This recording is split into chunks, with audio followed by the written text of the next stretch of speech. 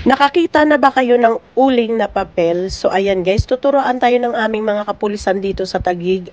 May feeding program kami ngayon dahil Friday and Monday may feeding program kami. So ngayon, tinuturuan din nila yung mga nanay natin na kung paano makatulong sa kanila or pwedeng makapagtipid. Ito ang isa sa project na ginawa or isang workshop na tinuro nila sa amin is yung gumawa ng uling na papel.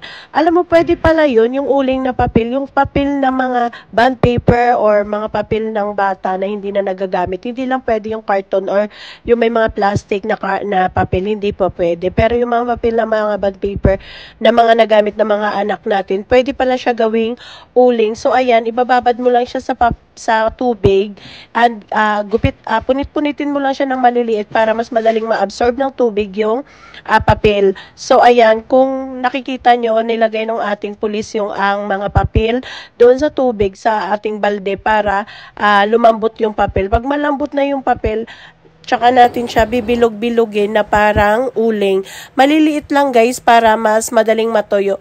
Yung papel na yan na binilog-bilog, papatuyuin yan nang siguro ay lagay natin yan sa bubong ng mga 3 days to 7 days. Depende kung gaano kainit. So, ayan siya.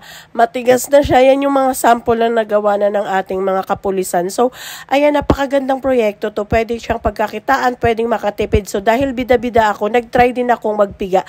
So, tignan nyo guys, nakagawa din ako dyan. And, madali lang pala siya. So, ayan, kung gusto nyo siyang itry, pwede mo siyang gamiting uling na mas matipid pala siya. And patutuyuin mo lang siya bago mo siya gamitin. So, ikaw kung gusto mo rin mag-try niyan, gumawa ka na rin at kung maraming papel sa inyo na pwedeng itapon. Kaysa itapon mo or ipakilo mo, mura lang yun mabibenta.